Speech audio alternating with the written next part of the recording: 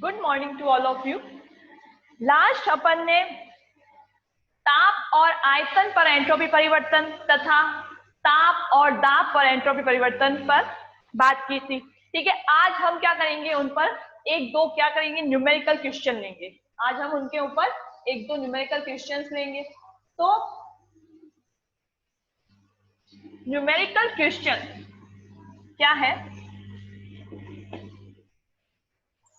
14 gram nitrogen gas 27 degree centigrade पर 14 gram nitrogen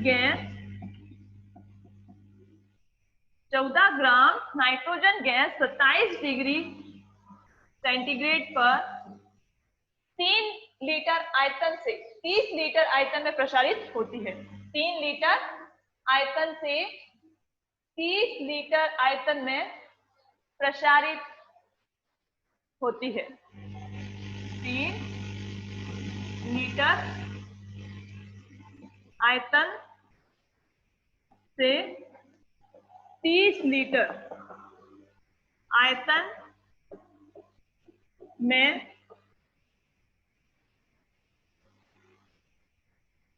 प्रसारित होती है। ठीक है, तो इसकी क्या निकालनी है अपन को? एंट्रोपी परिवर्तन निकालना है। इसकी एंट्रोपी परिवर्तन ज्ञात करनी है। प्रसारित होती है तो एंट्रोपी परिवर्तन ज्ञात कीजिए। ठीक है, 14 gram nitrogen gas 27 degree centigrade पर 3 लीटर आयतन से 30 लीटर आयतन में प्रसारित होती है। तो क्या निकालना है? एंट्रोपी परिवर्तन ज्ञात कीजिए। ठीक है, तो सबसे पहले क्या दिया हुआ है देखते हैं। वो नाइट्रोजन का क्या दिया हुआ है? ये भार दिया हुआ है। तो W1 किसका? N2 का है। कितना दिया हुआ है? 14 ग्राम दिया हुआ है, 14 ग्राम दिया हुआ है। ठीक है, अब नाइट्रोजन का मोलर मास कितना होता है? नाइट्रोजन का मोलर मास कितना होता है? 28। ठीक है, तो अब मोलों की संख्या n कैसे निकालते हैं? मोलों की संख्या n कैसे निकालते हैं? मोलों की संख्या n इज इक्वल टू क्या होता है? वेट अपॉन मास होता है। क्या होता है? n is equal to weight upon mass. तो वेट कितना दिया हुआ है अपन को? 14 ग्राम और मोलर मास कितना दिया हुआ है? 28। ठीक है, तो कितना आया? 1/2। कितना आया? 0.5। ठीक है, तो मोलों की संख्या n इज इक्वल टू क्या आया? n का मान क्या आया? 0.5 आया। n की वैल्यू क्या आई? 0.5। ठीक है, अब अपन को क्या दिया हुआ है? टेम्परेचर T कितना दिया हुआ है? 27 डिग्री सेंटीग्रेड। इसको क्या करेंगे? केल्विन में चेंज करेंगे। तो प्लस 273 करेंगे। प्लस 273 कितना हुआ? 300 केल्विन। कितना आया? 300 केल्विन। ठीक है, 300 केल्विन हो गया। ठीक है, अब ये क्या है? स्थिर। ये क्या है? टेम्परेचर क्या है? स्थिर। देखो T कितना दिया हुआ है? 27 डिग्री सेंटीग्रेड एक बार ही दिया हुआ है। आयतन क्या दिया हुआ है? 3 लीटर से 30 लीटर। क्या V1 दिया हुआ है और ये क्या है? V2 दिया हुआ है। ठीक है, टेम्परेचर एक बार ही दिया, मतलब टेम्परेचर क्या है? स्थिर है। 3 लीटर से 30 लीटर आयतन में परिवर्तन जब हो रहा है, प्रसारित हो रही है गैस, तो टेम्परेचर क्या है? स्थिर है। 27 डिग्री या 300 केल्विन ही है। ठीक है, तो टेम्परेचर क्या है? स्थिर है। और V1 कितना दिया हुआ है? 3 लीटर। V2 कितना दिया हुआ है? 30 लीटर। ठीक है, V1 दिया हुआ है 3 लीटर, V2 कितना दिया हुआ है? 30 लीटर। ठीक है, अब अपन को निकालना क्या है? दिया हुआ जो भी है वो अपन ने लिख दिया। ठीक है, जो भी दिया हुआ है अपन ने लिख दिया। अपन को निकालना क्या है? एंट्रोपी परिवर्तन निकालना है। एंट्रोपी परिवर्तन यानी कि स्थिर ताप पर, किस पर? स्थिर ताप पर क्या निकालना है अपन को? एंट्रोपी परिवर्तन निकालना है। तो स्थिर ताप पर एंट्रोपी परिवर्तन का क्या था फॉर्मूला? ये क्वेश्चन मैं अभी हटा रही हूँ। ठीक है, जो भी दिया दे रखा है वो अपन ने लिख दिया नीचे। अब स्थिर ताप पर एंट्रोपी परिवर्तन का क्या फॉर्मूला था, कल अपन ने पढ़ा था ना, St इज इक्वल टू क्या था, 2.303 nr log V2 upon V1, 2.303 nr log V2 upon V1। ठीक है, ये था। तो ये क्या है, स्थिर ताप पर एंट्रोपी परिवर्तन है। ठीक है, तो मान रख देते हैं 2.303, n की वैल्यू कितनी आई 0.5 इंटू 0.5 इंटू r की वैल्यू क्या होती है, r इज इक्वल टू होता है 8.314 joule kelvin inverse mole inverse, 8.314 joule kelvin inverse mole inverse, kelvin inverse mole inverse. ठीक है, तो r की वैल्यू पुट कर दी 8.314 इंटू, अब लॉग, अब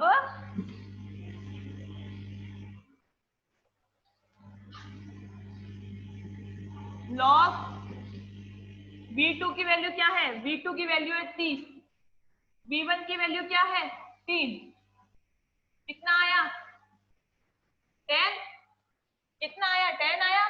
ठीक है, अब देखो 2.303 इंटू 0.5 इंटू 8.314, log 10 की वैल्यू क्या होती है 1 होती है ना, ये log 10 हुआ, log 10 की वैल्यू क्या होती है 1 होती है, तो क्या आया, इसको सॉल्व करने पर इंटू 1 कर दिया, log 10 की वैल्यू क्या होती है 1, तो इंटू 1।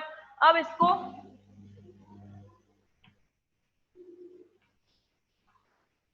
सॉल्व करने पर क्या आता है 9.5736, 9.5736 joule kelvin inverse, joule per kelvin. ठीक है, जूल पर केल्विन। तो डेल्टा एस टी क्या आया 9.5736 जूल पर केल्विन। ठीक है, तो ये था स्थिर ताप पर एंट्रोपी परिवर्तन, स्थिर ताप पर एंट्रोपी परिवर्तन था। ठीक है, अब नेक्स्ट क्वेश्चन दूसरा लेते हैं।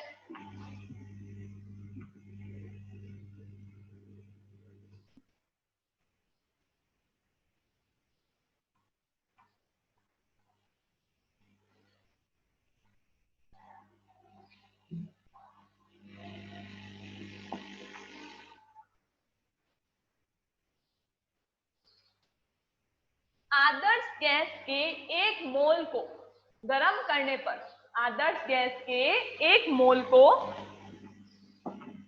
आदर्श आइडियल गैस, आदर्श गैस के एक मोल को गर्म करने पर, गर्म करने से ताप 100 केल्विन से कितना 300 केल्विन होता है, गर्म करने पर या गर्म करने से ताप 100 केल्विन से कितना हो जाता है 300 केल्विन होता है, 100 केल्विन से 300 केल्विन होता है। ठीक है, 100 केल्विन से कितना 300 केल्विन होता है। अब क्या करना है, तो इससे आयतन पर एंट्रोपी परिवर्तन की गणना कीजिए। तो इससे आयतन पर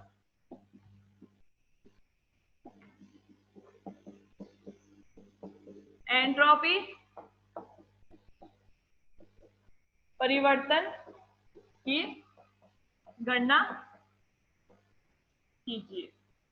ठीक है, तो स्थिर आयतन पर क्या करना है, एंट्रोपी परिवर्तन की गणना कीजिए, करनी है। ठीक है, तो आयतन क्या है यहाँ पे, अब आयतन स्थिर है। ठीक है, तो क्या स्थिर है, आयतन स्थिर है। इससे पहले वाले क्वेश्चन में क्या स्थिर था, ताप स्थिर था। ठीक है, तो अब आयतन, स्थिर आयतन पर एंट्रोपी परिवर्तन निकालनी है अपन को। ठीक है, तो सबसे पहले जो दिया हुआ है वो लिख लेते हैं। ठीक है, n बराबर कितना दिया हुआ है 1 मोल दिया हुआ है। ठीक है, फिर T1 कितना दिया हुआ है 100 केल्विन, T2 कितना दिया हुआ है 300 केल्विन। ठीक है, और डेल्टा एस स्थिर आयतन पर अपन को एंट्रोपी परिवर्तन निकालना है। किस पर? स्थिर आयतन पर। तो S V, delta S we क्या होता है? 2.303 NCV log T2 upon T1। 2.303 NCV log T2 upon T1। अब देखो इस क्वेश्चन के लिए अपन को क्या दिए रखा है? CV दे रखी है 12.5 joule per kelvin. 12.5 joule per kelvin. ठीक है, इस क्वेश्चन के लिए अपन को क्या दे रखा है? CV दे रखी है। ठीक है, तो यहाँ पे अपन CV की वैल्यू लिख लेते हैं। CV इज इक्वल टू कितना दिया हुआ है? 12.5 जूल पर केल्विन। ठीक है, जूल पर केल्विन। तो अब वैल्यूज पुट कर लेते हैं। Delta S V is equal to 2.303।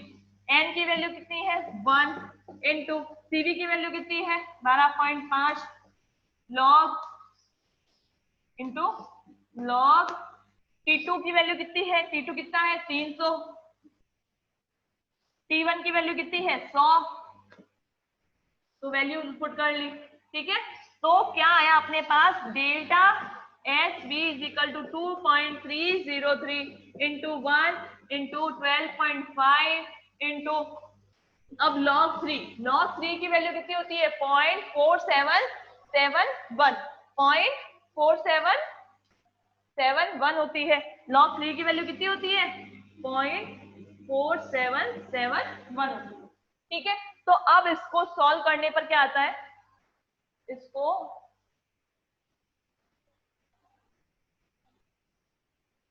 Solve करने पर क्या आता है? डेल्टा एसवी क्या आता है?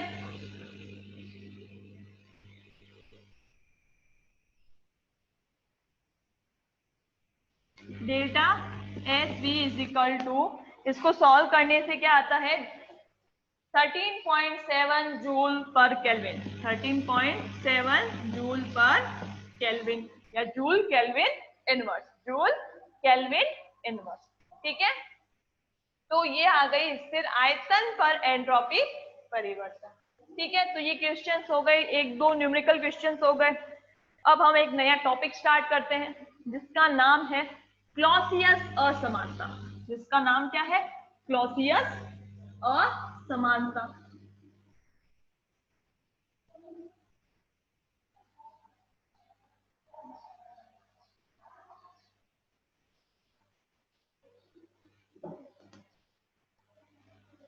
नया टॉपिक है अपना क्लॉसियस असमानता।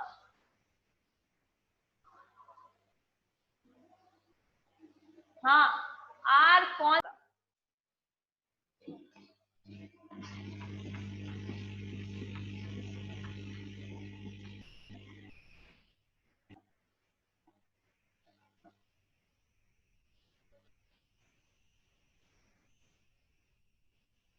क्लॉसियस असमानता।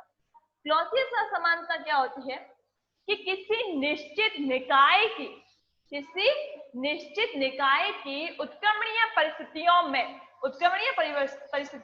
एंट्रोपी परिवर्तन का मान अनुत्क्रमणीय परिस्थितियों में एंट्रोपी परिवर्तन के समान नहीं होता है। किसी निश्चित निकाय की या सिस्टम की, किसी निश्चित निकाय या सिस्टम की उत्क्रमणीय परिस्थितियों में, रिवर्सिबल कंडीशन, उत्क्रमणीय परिस्थितियों में एंट्रोपी परिवर्तन का मान अनुत्क्रमणीय परिस्थितियों में एंट्रोपी परिवर्तन के क्या होता है? समान नहीं होता है। ठीक है, उसके बराबर नहीं होता है या समान नहीं होता है। इसी को क्या बोलते हैं? क्लॉसियस असमानता बोलते हैं।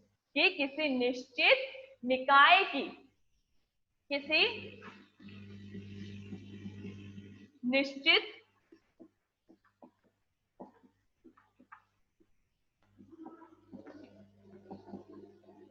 निकाय की, किसी निश्चित निकाय की उत्क्रमणीय परिस्थितियों में एंट्रोपी परिवर्तन का मान, उत्क्रमणीय रिवर्सिबल कंडीशंस, उत्क्रमणीय परिस्थितियों में एंट्रोपी परिवर्तन का मान, अनुत्क्रमणीय परिस्थितियों में, अनुत्क्रमणीय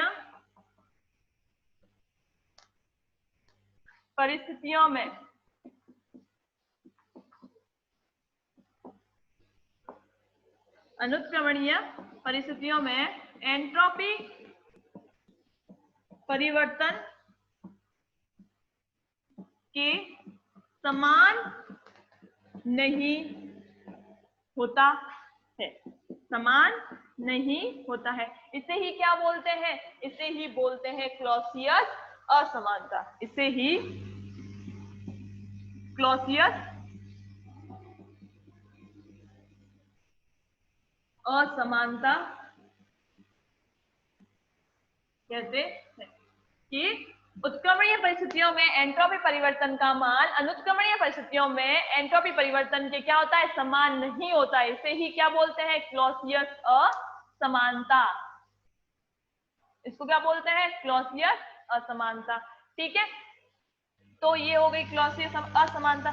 ठीक है, अब इसके लिए पहले उत्क्रमणीय परिस्थितियों में एंट्रोपी परिवर्तन निकालते हैं, फिर अनुत्क्रमणीय परिस्थितियों में एंट्रोपी परिवर्तन निकालते हैं। ठीक है, यदि किसी निकाय द्वारा ताप T पर उत्क्रमणीय रूप, यदि किसी निकाय द्वारा ताप T पर उत्क्रमणीय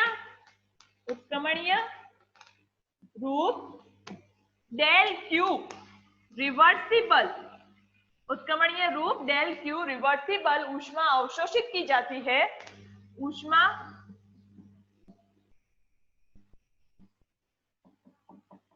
अवशोषित की जाती है, तो एंट्रोपी परिवर्तन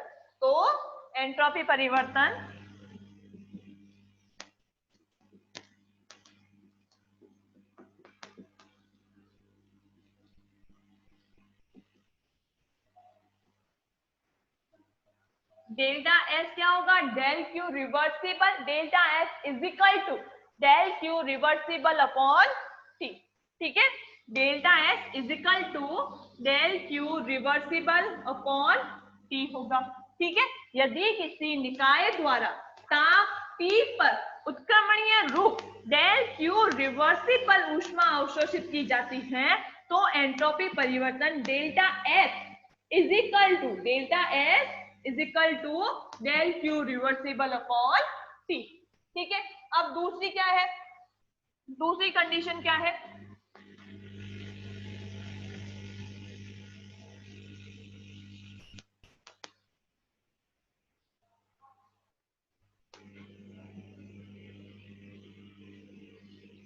दूसरी ये है कि उसी निकाय द्वारा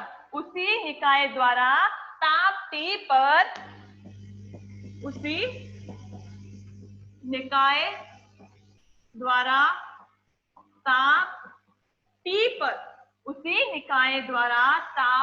पर, ये क्या था? उत्क्रमणीय था। अब अनुत्क्रमणीय रूप irreversible condition del Q irreversible ऊष्मा या हीट अवशोषित की जाती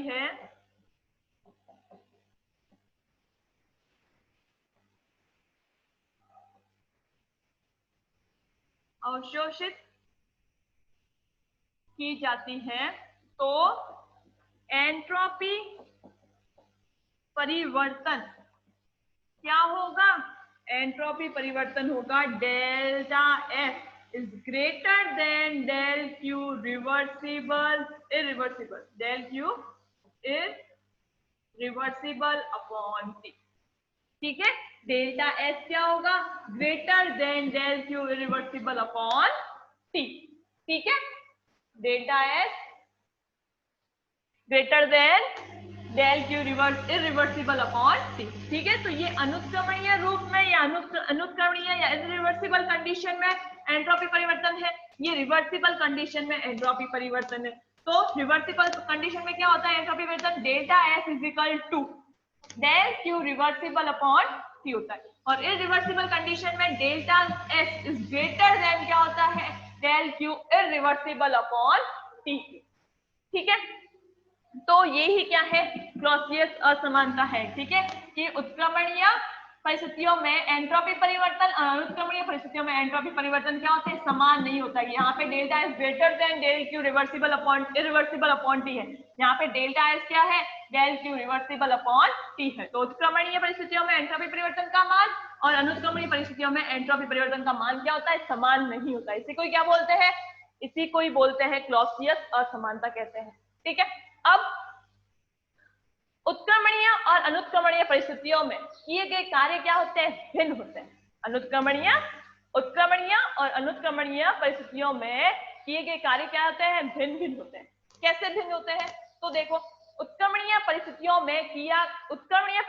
में अवशोषित कुल ऊष्मा पूर्ण रूप से कार्य में परिवर्तित होती है, जबकि अनुत्क्रमणीय परिस्थितियों में अवशोषित कुल ऊष्मा जो है वो पूर्ण रूप से कार्य में परिवर्तित नहीं होती है, क्योंकि ऊष्मा का कुछ भाग जो है वो परिपार्श्व में परिवर्तन हेतु क्या हो जाता है, प्रयुक्त हो जाता है या उपयोग में ले लिया जाता है। ऊष्मा का कुछ भाग परिपार्श्व में परिवर्तन हेतु प्रयोग में ले लिया जाता है। तो अनुत्क्रमणीय प्रक्रम में क्या होता है, पूरी भौतिक अवस्था और रासायनिक अवस्था दोनों में परिवर्तन होता है। तो क्या एक नया पदार्थ या नया अणु बनता है, कोई नई चीज बनती है। ठीक है, अनुत्क्रमणीय प्रक्रम में तो परिवेश में या परिपार्श्व में क्या हो गया, परिवर्तन हो गया। ठीक है, तो कुछ ऊष्मा जो है वो परिपार्श्व में परिवर्तन हेतु क्या हो जाती है, प्रयुक्त हो जाती है, परिवर्तन हेतु प्रयुक्त होती है। ठीक है, तो इसलिए उत्क्रमणीय प्रक्रम में या उत्क्रमणीय प्रक्रम में अवशोषित ऊष्मा जो है वो पूर्ण रूप से कार्य में परिवर्तित होती है, जबकि अनुत्क्रमणीय प्रक्रम में अवशोषित कुल ऊष्मा पूर्ण रूप से कार्य में परिवर्तित नहीं होती है, क्योंकि ऊष्मा का कुछ भाग परिपार्श्व में परिवर्तन हेतु क्या हो जाता है, प्रयुक्त हो जाता है। इसलिए W रिवर्सिबल क्या होता है, ग्रेटर देन W इरिवर्सिबल होता है। अतः उत्क्रमणीय और अनुत्क्रमणीय प्रक्रम में या परिस्थितियों में किए गए कार्य क्या होते हैं, भिन्न भिन्न होते हैं। ठीक है, तो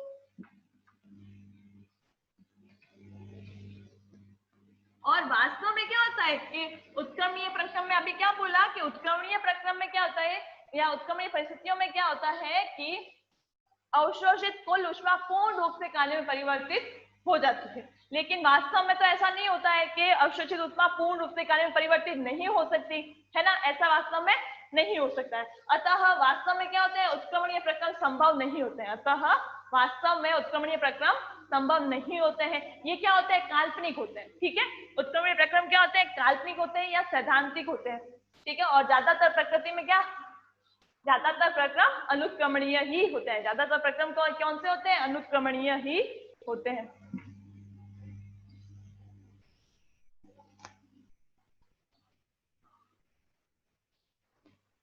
तो उत्क्रमणीय प्रक्रम में अवशोषित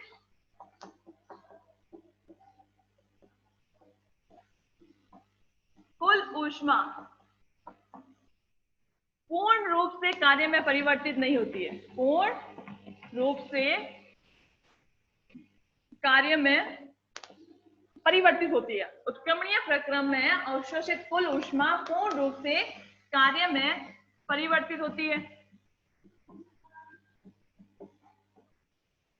जबकि अनुत्क्रमणीय प्रक्रम में, जबकि अनुत्क्रमणीय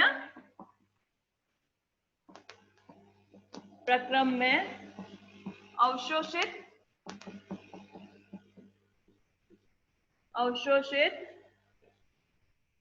कुल ऊष्मा पूर्ण रूप से कार्य में परिवर्तित नहीं होती है। अवशोषित कुल ऊष्मा पूर्ण रूप से कार्य में परिवर्तित नहीं होती। ठीक है, तो उत्क्रमणीय प्रक्रम में अवशोषित कुल ऊष्मा पूर्ण रूप से कार्य में परिवर्तित होती है, जबकि अनुत्क्रमणीय प्रक्रम में अवशोषित कुल ऊष्मा पूर्ण रूप से कार्य में परिवर्तित नहीं होती है, क्योंकि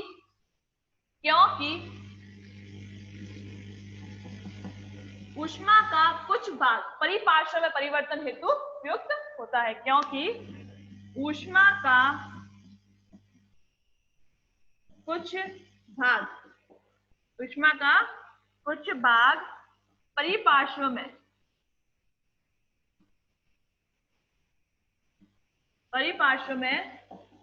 परिवर्तन हेतु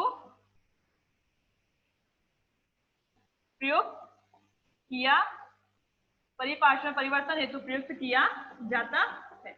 ठीक है, परिपार्श्व में परिवर्तन हेतु प्रयुक्त किया जाता है, इसलिए अनुत्क्रमणीय प्रक्रम में अवशोषित कुल ऊष्मा जो है वो पूर्ण रूप से कार्य में परिवर्तित नहीं होती है। ठीक है, अब यहाँ पे बोल रहे हैं कि उत्क्रमणीय प्रक्रम में अवशोषित कुल ऊष्मा पूर्ण रूप से कार्य में परिवर्तित होती है, लेकिन वास्तव में तो ऐसा नहीं होता है ना, कि अवशोषित कुल ऊष्मा को पूर्ण रूप से कार्य में परिवर्तित नहीं किया जा सकता, ऐसा होता है। ठीक है, अतः उत्क्रमणीय प्रक्रम क्या होते हैं? वास्तव में उत्क्रमणीय प्रक्रम संभव नहीं होता है, अतः वास्तव में उत्क्रमणीय प्रक्रम संभव नहीं होते हैं। ये क्या होता है? ये सिर्फ काल्पनिक होता है।